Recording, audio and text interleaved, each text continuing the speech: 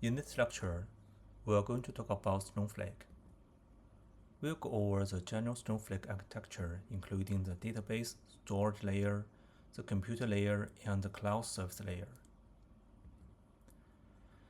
Snowflake is a storage and computation platform designed for big data. It runs as a service on public clouds, including on AWS, Microsoft Azure, or Google Cloud, whichever you prefer for your project. And Snowflake uses its own Snowflake SQL, so it's not using a version of SQL designed by another data product. So in terms of approaches to big data storage, there is a number of ways things have been done. The first is what is known as shared everything. This is the traditional approach and the simplest approach.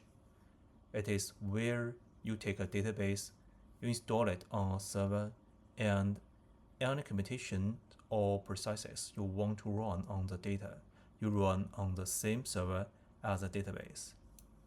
And this is how most non-big data solutions work. You will have a relational database, it stays on a server. You react with it, that's fine. And this is certainly the most preferred solution until your data is too big to run effectively this way. Another variation is known as shared disk. In this case, computation is done on a number of separate nodes that all use the same storage.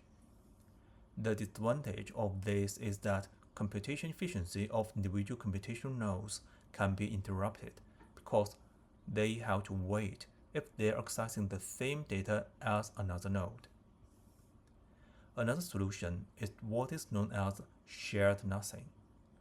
In this case, each computational node has its own dedicated storage. Snowflake uses a combination of the shared disk and shared nothing architectures. It's a hybrid approach.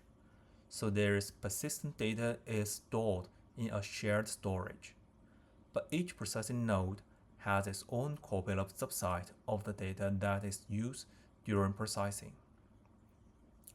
This allows for very fast concurrent processing along with the simplicity of a shared persistent storage.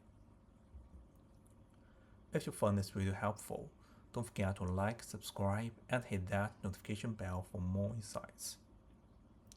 See you next time, and happy investing!